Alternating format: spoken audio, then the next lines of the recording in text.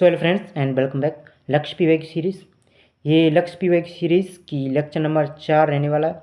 इसमें हम topic cover करने वाले हैं आपका कोशिका विभाजन यानी कि सेल डिवीज़न।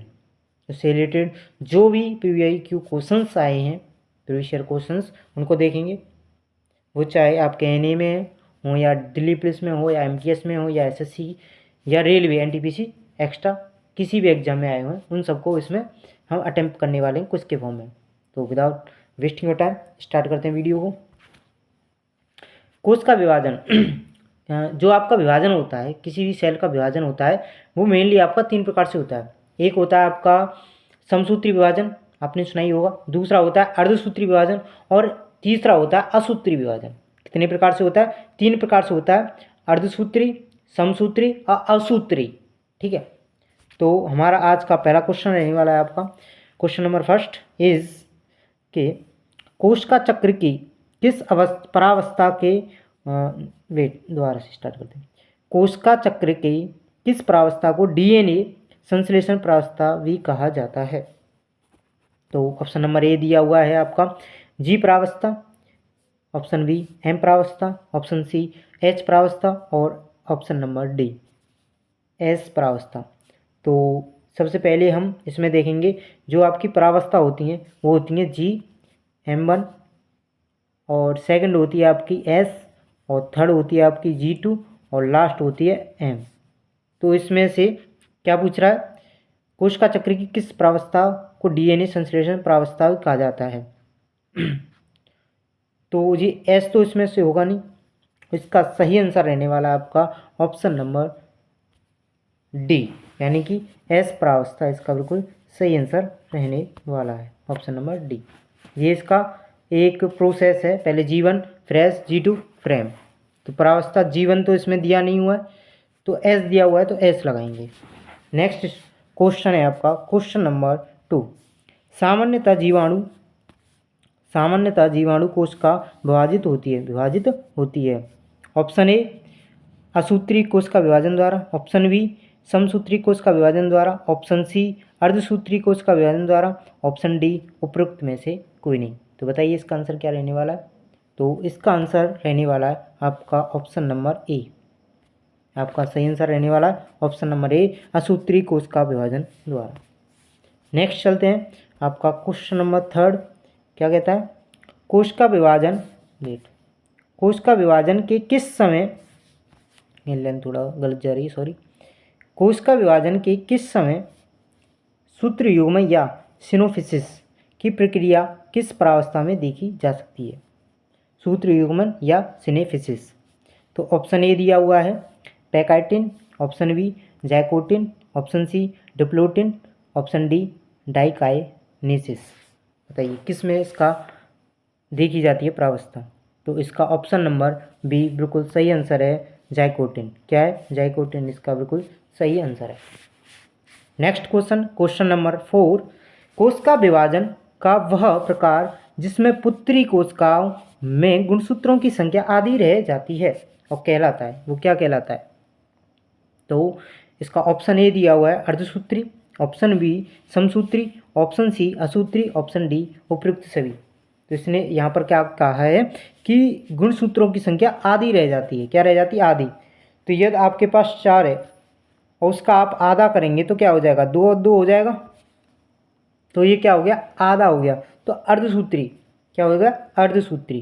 तो इसका ऑप्शन नंबर ए बिल्कुल सही आंसर है, अर्धसूत्री विभाजन। नेक्स्ट क्वेश्चन की ओर चलते हैं। क्वेश्चन नंबर आपका नेक्स्ट है 5।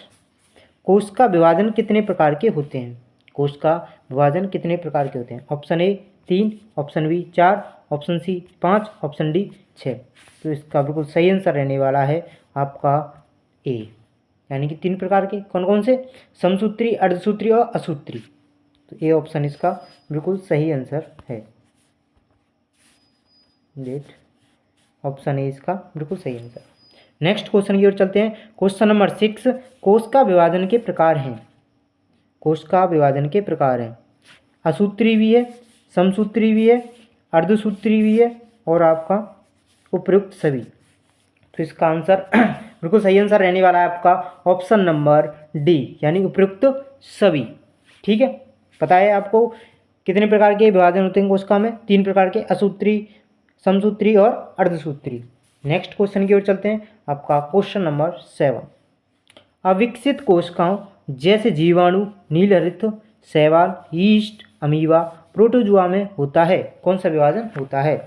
तो ऑप्शन ए असूत्री, ऑप्शन बी समसूत्री, ऑप्शन सी अर्धसूत्री और इनमें से कोई नहीं, ऑप्शन डी दिया हुआ है। तो इसका बिल्कुल सही आंसर रहने वाला है आपका ऑप्शन नंबर ए। कौन सा? ऑप्शन नंबर ए, असूत्री विभाजन रहने वाला उसमें। नेक्स्ट क्वेश्चन की ओर चलते हैं। नेक्स्ट क्वेश्चन है हमारा क्वेश्चन नंबर 8।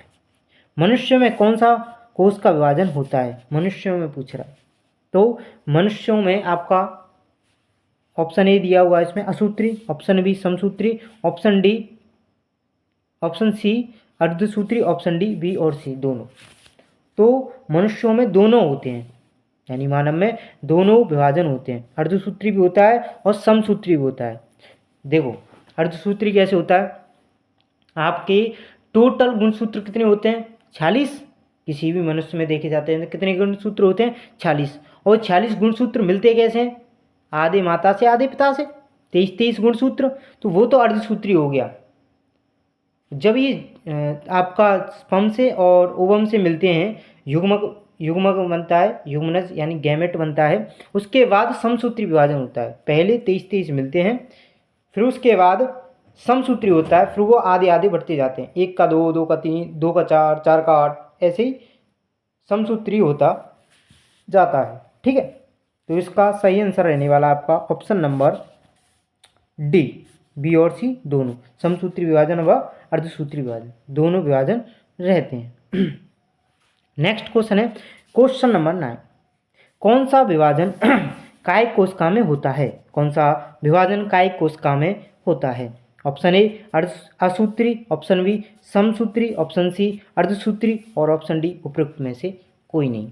तो इसका सही आंसर रहने वाला है आपका समसूत्री विभाजन। कौन सा? समसूत्री विभाजन। यहाँ पर कायिक कोशिका कौन सी होती हैं? कायिक कोशिका होती हैं अलैंगिक जनन से उत्पन्न होने वाली कोशिकाएं।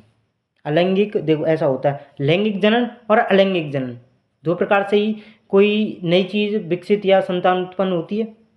दो जनन है, अलैंगिक जनन और लैंगिक जनन, सेक्सुअल रिप्रोडक्शन या असेक्सुअल रिप्रोडक्शन। ओके, तो इसमें जो आपका लैंगिक जनन होता है उसमें तो अर्धसूत्री और समसूत्री दोनों विभाजन होते हैं, जैसे कि मनुष्य में, और अलैंगिक में होता है आपका सिर्फ समसूत्री विभाजन। कौन सा? समसूत्री विभाजन। तो ये कायिक कोशिका होती हैं वो अलैंगिक जनन से होती हैं, तो उसमें कौन सा विभाजन होगा? समसूत्री विभाजन होता है। नेक्स्ट क्वेश्चन की ओर चलते हैं। इसका सही आंसर था ऑप्शन नंबर बी, समसूत्री विभाजन। नेक्स्ट क्वेश्चन है आपका क्वेश्चन नंबर 10। समसूत्री कोशिका का विभाजन कार्य है। ऑप्शन ए कोशिकाओं की प्रतिक्रिया पर नियंत्रण, ऑप्शन बी कोशिकाओं को नियंत्रण करना, ऑप्शन सी, इसे ऊपर कर देते हैं, ऑप्शन सी कोशिकाओं की मरम्मत करना और जख्म मरना, ऑप्शन डी उपरोक्त में से कोई नहीं। तो इसका सही आंसर रहने वाला है कोशिका की मरम्मत करना तथा जख्म भरना यानी घाव भरना। कोशिकाओं का काम क्या है? कोशिकाओं की मरम्मत करता है और जो जख्म है उसे भरना। तो ऑप्शन नंबर सी इसका बिल्कुल सही आंसर है। नेक्स्ट क्वेश्चन की ओर चलते हैं, क्वेश्चन नंबर 11। इसे थोड़ा जूम कर सकते हैं हम, क्योंकि ये छोटा क्वेश्चन यहाँ पर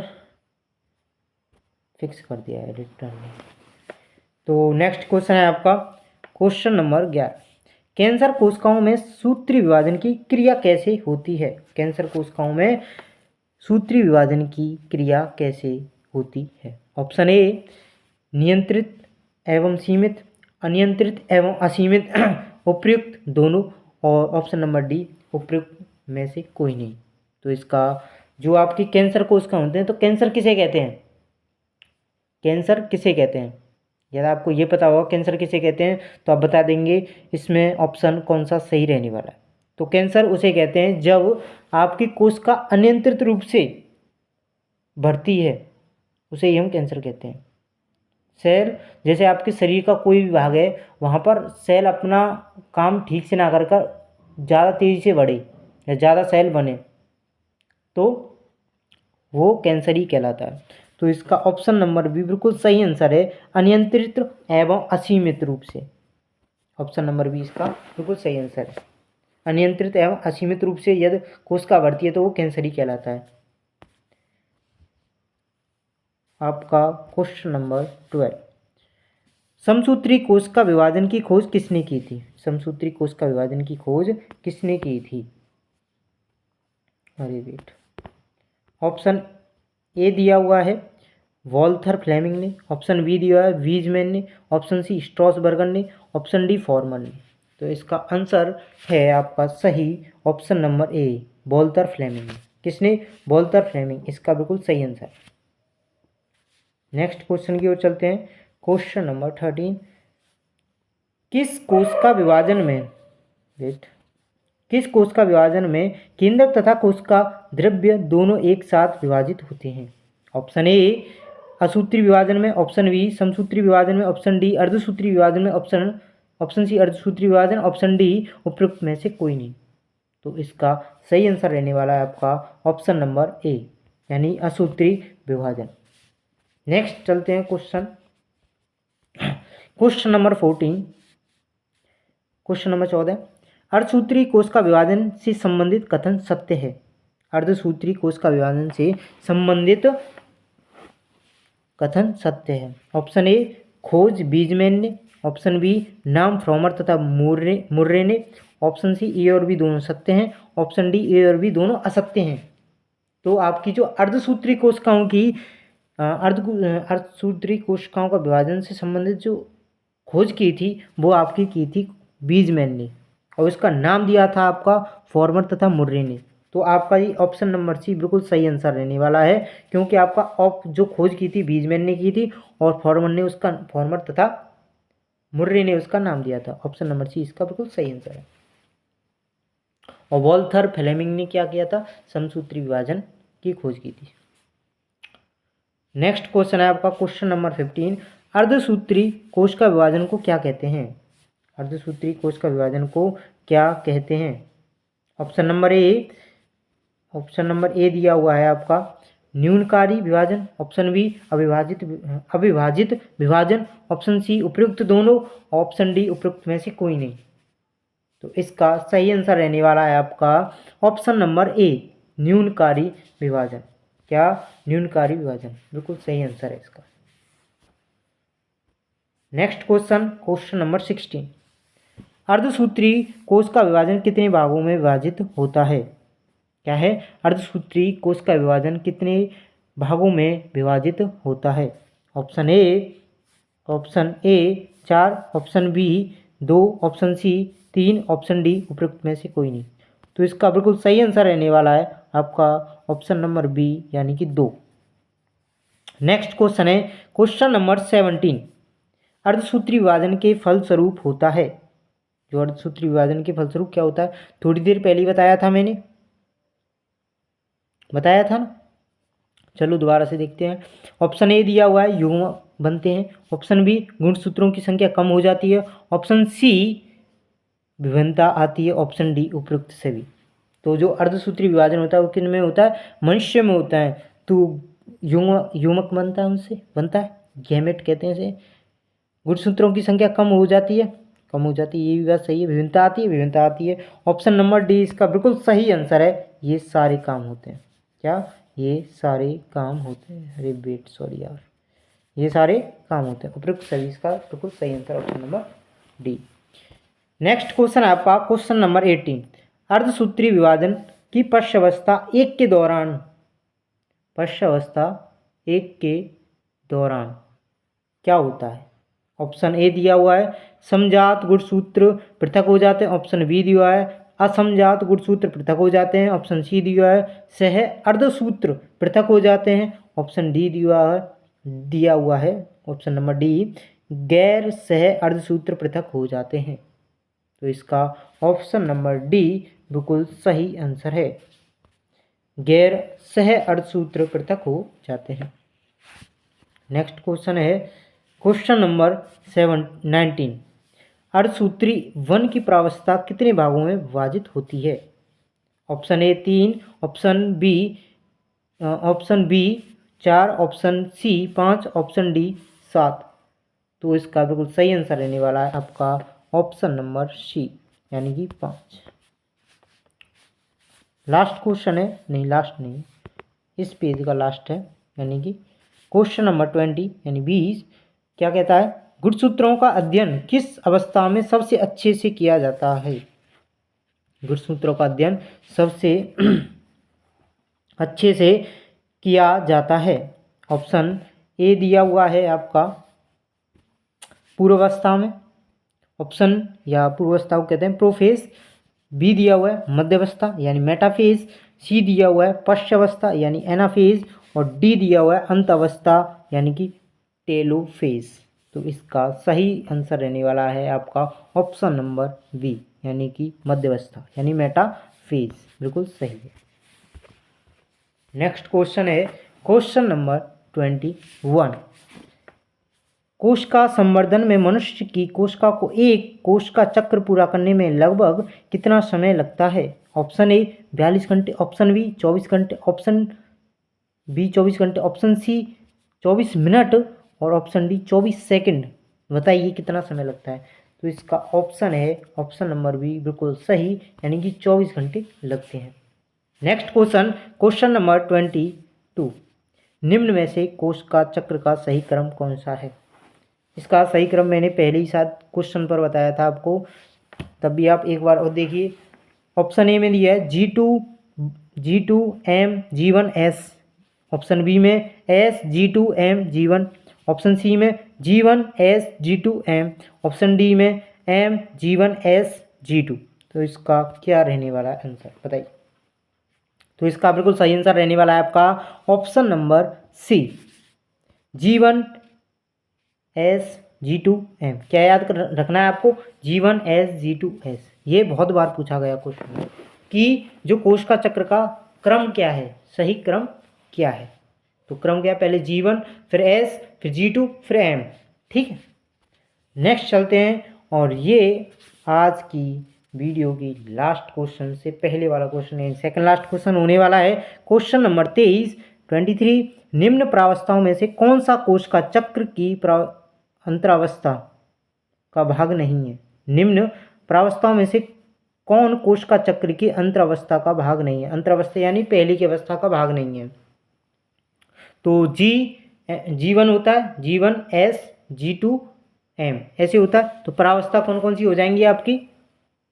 G1 S और G2 हो जाएंगी। तो इसका बिल्कुल सही आंसर रहने वाला है आपका ऑप्शन नंबर डी, ये प्रावस्था होती है, प्रावस्था नहीं होती है, अंतावस्था नहीं होती, पश्चावस्था होती है। तो ऑप्शन नंबर डी यानी कि एम। लास्ट क्वेश्चन है आज की वीडियो का, क्वेश्चन नंबर 24। कौन सी प्रारूपिक अवस्था डीएनए द्विगुणन के लिए जानी जाती है? कौन सी प्रारूपिक अवस्था डीएनए द्विगुणन के लिए जानी जाती है? Option A metaphase, option B G1 प्रावस्था, ऑप्शन सी S प्रावस्था, ऑप्शन डी G2 प्रावस्था। तो इसका सही आंसर रहने वाला आपका ऑप्शन नंबर सी, यानी कि S प्रावस्था, बिल्कुल सही आंसर है। तो वीडियो ख़त्म होती है। Thanks all of you. And इस वीडियो को देखने के लिए आपने जो अपने एफर्ट डाले वो एफर्ट आपको एग्ज़ाम में फ़ायदा दिलाएंगे। जैसे जैसे आप हमारी इन क्लासों के क्वेश्चंस को अटेम्प्ट कर रहे हैं और उनका एक बार रिवीजन और कर दें, भाई ऐसा होता है। या आपने कोई चीज़ एक बार पढ़ी है तो एक बार में तो सारी चीज़ दिमाग में नहीं घुसती, लेकिन आप लगातार 1-2 बार और देख लेंगे तो आप आराम से उस चीज़ को अपने माइंड में स्टेबल कर लेंगे। जैसे आपने कभी वृंदावन या बिहारी जी के पास गए होंगे, तो आपने पहली बार गए होंगे तो आपने रास्ता नहीं देखा होगा, तो आप पहली बार जाएंगे तो रास्ता देखेंगे, रास्ता देख लिया, फिर आप दूसरी बार जाएंगे तो आपको हल्का हल्का थोड़ा थोड़ा सा रास्ता याद रहेगा, लेकिन पूरी तरह से याद नहीं रहेगा। लेकिन जब आप दूसरी बार जाकर फिर वापस आ जाएंगे, तीसरी बार जाएंगे तो आपको रास्ता ही बिल्कुल याद रहेगा। आप डायरेक्ट बिहारी जी के चरणों में जाकर नमस्कार करेंगे और बोलेंगे जय श्री कृष्ण, जय श्री राधे।